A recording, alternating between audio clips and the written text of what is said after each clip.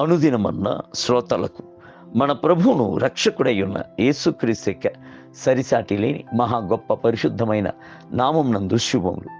నేడు 2024 సంవత్సరము జూన్ మాసము 17వ తారీఖు సోమవారం నాటి ధ్యానాంశము.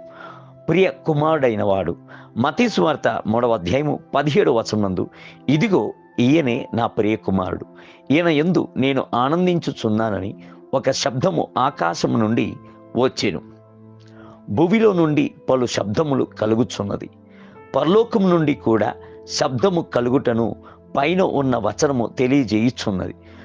భూమి యందు గల పై అధికారుల స్వరమునకు లోబడని పక్షమున తమ క్రిందున్న వారిపై పలు రకాల కఠినమైన నడవడికలను తీయుచుండును. కొన్ని సమయముల యందు ఉద్యోగము కూడా తీసివేయబడుచున్నది.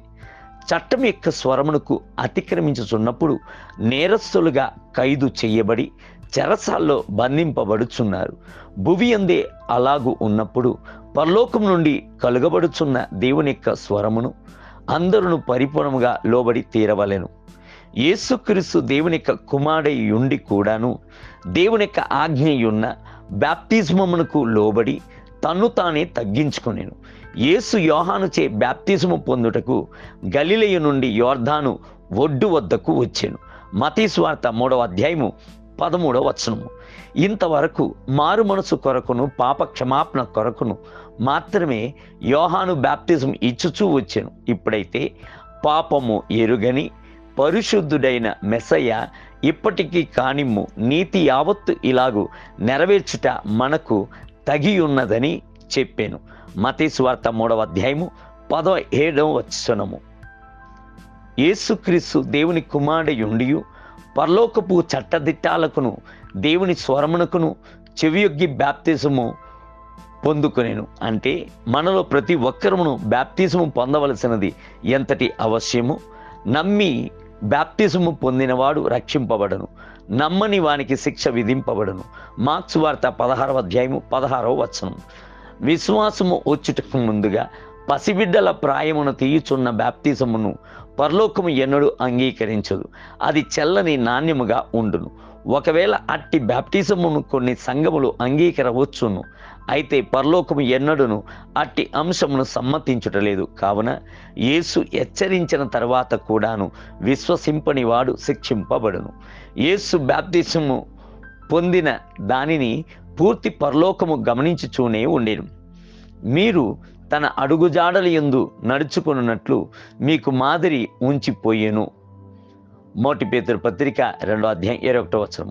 యేసు బాప్తిజము పొందిన వెంటనే నీళ్ళలో నుండి ఒడ్డునకు వచ్చెను.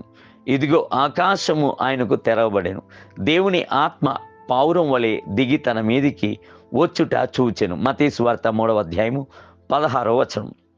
అప్పుడే ఆకాశం నుండి ఈయన నా ప్రియకుమారుడు, ఈయన యందు నేను ఆనందించుచున్నాను అని తండ్రి మాట్లాడుచున్న స్వరము మొట్టమొదటిగా ప్రభు వినెను. మత్తయి సువార్త 3వ అధ్యాయము 17వ వచనము. ఆయన మాత్రము కాదు, బాప్తిజం ఇచ్చు యోహాను కూడాను యోర్దాను ఒడ్డున నిలబడి ఉన్న జనులందరూ దానిని వినిరి. మీరు అట్టి శబ్దమును వినకూడదా? దేవుని బిడ్డలారా, మీరు బాప్తిజము పొందుకొనుచున్నప్పుడు దేవుని యొక్క బిడ్డలు అని పిలువబడుచున్న ఉన్నత స్థితికి వచ్చుచున్నారు. ప్రభు మీ యొక్క తండ్రిగా ఉండును, మీరు ఆయన బిడ్డలై ఉందురు. నేటి ధ్యానమునకై మనము దేవుని పిల్లలమని పిలువబడినట్లు తండ్రి మనకెట్టి ప్రేమ అనుగ్రహించెనో చూడుడి. యోహాను రాసిన మొదటి పత్రిక 3వ అధ్యాయం 1వ వచనం. నేటి వేద పఠనము ఉదయం నెహెమ్యా గ్రంథము 7, 8 మరియు 9 అధ్యాయములు. సాయంత్రం అపోస్తల కార్యములు 3వ అధ్యాయము. ప్రభు మిమ్ములను దీవించునుగాక. ఆమేన్.